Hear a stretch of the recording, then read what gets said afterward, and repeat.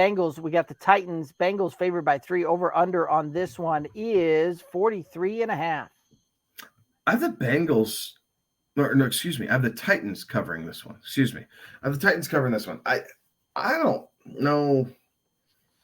I don't necessarily love the money line on the Titans to the point where I'm willing to say, yeah, they're going to win. But would this surprise you if this was like a 23-24 type game when it was all said and done with? Like, it just kind of has that feel where it's going to come down to, whoever has the ball last, and the team that's trailing, trying to punch it in or get in field goal range or whatever and get the win that way. But it should be an interesting game. The Bengals have been a little bit better since they got gashed against by Nick Chubb against the run.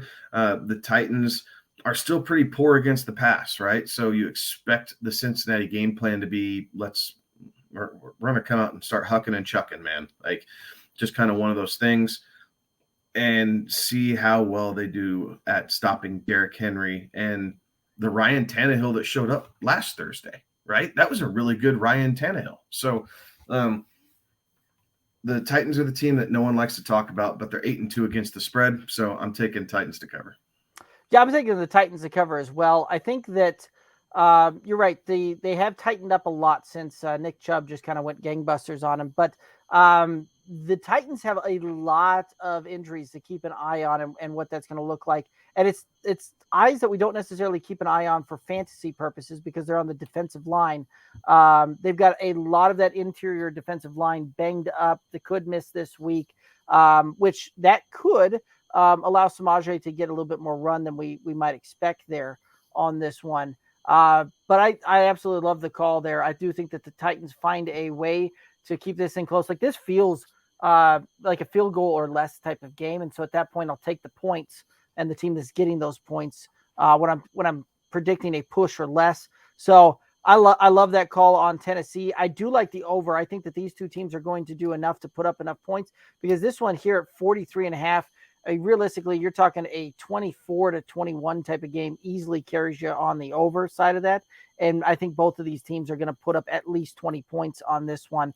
As far as a prop that I really liked, they let me run with it again, and I'm going to do it. Derrick Henry over 12.5 receiving yards. Again, this is one of those props that Derrick Henry has been doing just enough where he gets like 1 or 2 catches a game. And this is one of those that he can just kind of break 12.5 yards on a single play for receiving yards. So I like those kind of little props where I can get it on one play and be done with it. And that's what we're going to do. We're going to take Derrick Henry over 12.5 receiving yards for the prop. No, I like that. I'm taking Ryan Tannehill over 219.5. That seems just a touch low for me. I think he's going to finish right around that 225 to 230 mark in this game. Cincinnati's going to have to put some guys in the box to help slow down Derrick Henry. And I think that with that, the play action game is very much alive. So we'll see if whether it's Treylon Burks that finds a way to get deep again, or maybe that, they find Nakeem. Yes. Yeah. Yes. This is bad. I'm sorry, guys. I should know his name. Isn't it Nakeem Eakim Hines? Yes, is that what it is? I think so. Yes. So see if we can get him behind the defense. So I do expect something like that to happen, and it's all going to push over 220 yards passing for Tannehill. Yeah, I think that Treylon Burks will be the benefactor of that one. It wouldn't surprise me to see him have 1 or 2 long receptions in this one of 20-plus yards. So I think he'll put up a decent deal, and this could be the emerging that we see of Treylon Burks. I almost took his prop because his prop this week's only like 43.5 receiving yards.